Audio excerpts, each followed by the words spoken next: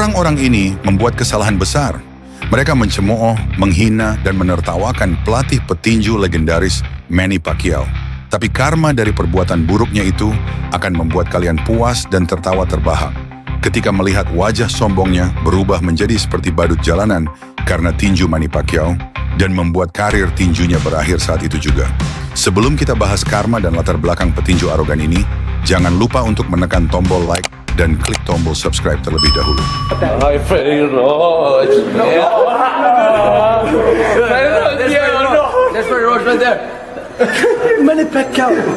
Mereka tidak menghina Pacquiao langsung, tapi mereka memilih orang yang salah untuk ditertawakan.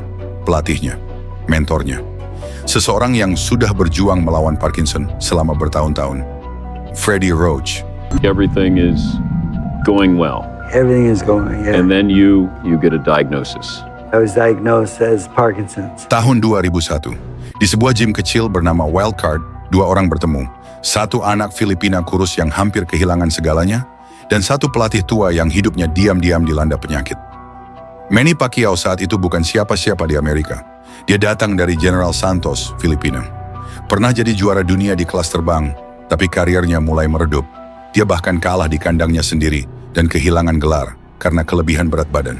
So 1999, Muhammad Ali walks through the door. And as Yes. you said, you never know who's going to walk through the door. Right. 2001, Manny Pacquiao walks through the door. Yes. What did you know about Manny? Nothing. Dengan semangat yang masih tersisa, ia pergi ke Los Angeles. Tujuannya? Satu, menemukan pelatih. Pacquiao dan timnya mampir ke sebuah gym sederhana di Los Angeles, Wildcard Boxing Club. Di sana, pelatih legendaris Freddie Roach sedang melatih beberapa petinju lokal. Mereka meminta Roach untuk mencoba mid-session dengan Manny. Hanya uji coba, tidak ada yang serius. Tapi yang terjadi jauh dari biasa. Sparring pertama yang mengubah segalanya, Roach kemudian berkata, "Begitu saya terima pukulan pertama Manny, saya tahu anak ini beda. Sangat cepat, tajam, dan yang lebih penting, dia punya insting." Satu sesi latihan, hanya itu yang dibutuhkan untuk membuat Roach yakin. Dan Pacquiao juga merasa klik dengan pelatih yang satu ini. Tidak banyak bicara, tapi langsung nyambung. Hari itu, di tengah bunyi pukulan dan keringat yang menetes, ikatan lahir antara murid dan pelatih, antara petarung dan pembentuknya. Pertarungan pertama bersama. Beberapa minggu kemudian, Manny Pacquiao dapat kesempatan menggantikan petinju lain di laga perebutan gelar Super Bantamweight melawan Lehlo Ledwaba. Dianggap underdog, tidak dikenal, tapi bersama Roach di sudut ring, Pacquiao bertarung layaknya monster. Dia menang KO di ronde 6. Almost a resignation in the eyes of Ledwaba. Dan dari situlah dunia mulai bertanya, siapa anak Filipina ini dan siapa pelatihnya? Seiring bertambahnya kemenangan, gelar dan jutaan dolar, Manny Pacquiao tetap bersama Roach. Tidak pernah berganti pelatih, tidak pernah sombong, tidak pernah lupa siapa yang mempercayainya sejak awal. Freddie Roach sendiri terus melatih meski penyakit Parkinsonnya semakin parah. Tapi dia selalu hadir di ring, karena bagi mereka berdua ini bukan sekadar tinju, ini soal kepercayaan. Basketball games one day, and some girl beside me said, "Do you think Manny still thinks of you as his father?" And I said, "No, I think that's past by now." And she goes, "How come every time he shoots and makes it, he looks at you?" Maybe we're still there. Tapi sesuatu yang membuat Manny Pacquiao marah terjadi ketika petinju bernama Antonio Margarito menyenggol pelatih Manny Pacquiao. Ada aturan tidak tertulis dalam dunia tinju. Kamu boleh menghina lawanmu, kamu boleh bermain kotor dengan kata-kata, tapi jangan pernah menyentuh hal pribadi, terutama yang berkaitan dengan penyakit. Tahun 2010, Antonio Margarito sedang mempersiapkan diri melawan Manny Pacquiao. Kamera dokumenter HBO 2047 mengikuti proses latihannya, seperti biasa. Tapi saat kamera menyala, terekam sesuatu yang bahkan penonton tidak percaya. Margarito mengejek gerakan Roach, meniru tremor di tangannya, berjalan tersentak-sentak, seolah penyakit adalah bahan lelucon. Freddie Roach.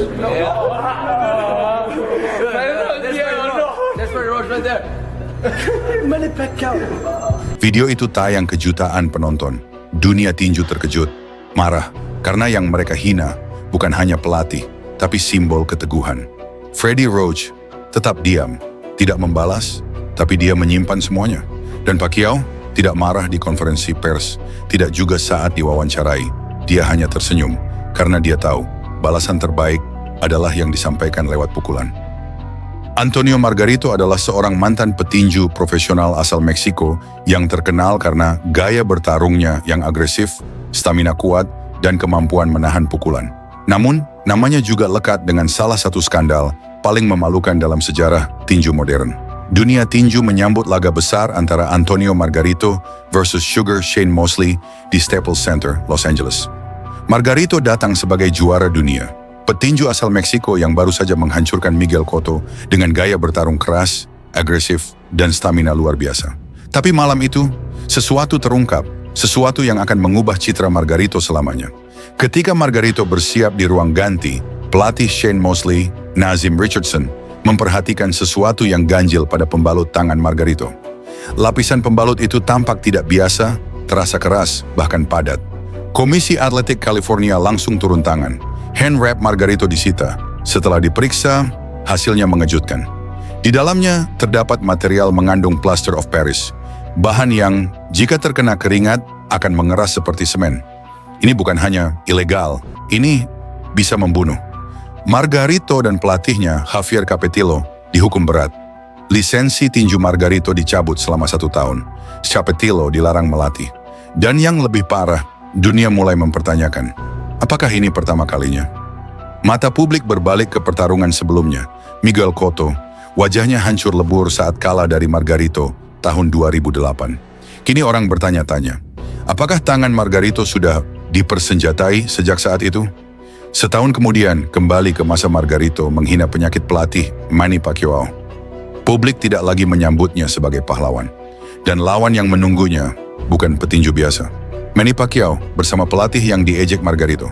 Kini, semuanya akan dihitung dan dibalas dengan adil. Who's gonna win?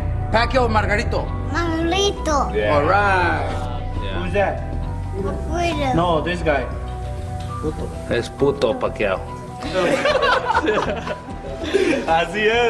Pacquiao tidak mengatakan sepatah kata pun, tapi di atas ring, dia berbicara dengan tangan. 13 November 2010, Cowboy Stadium, Texas. Manny Pacquiao naik ke kelas super welterweight, melawan lawan terbesar dalam karirnya. Secara harfiah, Antonio Margarito lebih tinggi, lebih berat, lebih panjang jangkauannya, dan lebih dulu menghina pelatih Pacquiao, Freddie Roach. Pacquiao tidak membalas saat itu, tapi balasannya akan datang di atas ring. Dari bel pertama, perbedaan kualitas terlihat jelas. Pacquiao terlalu cepat, terlalu pintar, terlalu disiplin. Ia menari masuk dan keluar dengan sudut yang tidak bisa diikuti Margarito. Kombinasinya kilat, pukulan masuk tanpa ampun. Margarito hanya bisa mengejar bayangan, dan wajahnya mulai menerima harga dari kesombongannya. Mata kanan Margarito mulai bengkak parah, tapi dia tetap maju. Tipikal petarung keras kepala, menerima tanpa banyak berpikir. Namun Pacquiao bukan hanya menyerang, dia menghukum. Margarito mulai lambat, tangannya berat, tapi Manny tetap menari. Ini bukan lagi pertarungan, ini pelajaran. Pacquiao bahkan sempat menoleh ke wasit, seolah bertanya, apa kamu tidak lihat dia sudah cukup? Tapi wasit membiarkan laga berjalan, dan Pacquiao dengan hati yang lebih besar dari kedua tangannya mulai menahan kekuatan. Dia tidak ingin mempermalukan, dia hanya ingin mengingatkan. Margarito berdiri sampai akhir, tapi dia tidak menang. Yang menang adalah ketenangan, kesabaran, dan keanggunan dalam membalas dendam tanpa sepatah kata pun. Pacquiao menang mutlak. 474 pukulan bersih, patah tulang orbital Margarito, dan reputasi yang tak bisa diperbaiki lagi. Margarito menghina pelatih yang sakit, tapi Pacquiao memilih jalan berbeda.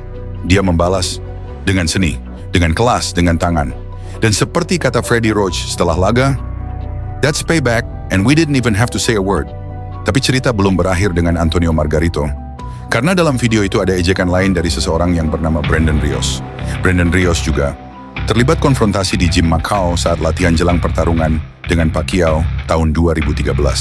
Dalam insiden itu, tim Rios, terutama Alex Ariza, menendang Roach dan mengejek Parkinson-nya. Rios dikritik karena tidak mencegah insiden tersebut. Apakah perlu kisah ini juga dibahas? Berikan komentar kalian untuk cerita selanjutnya.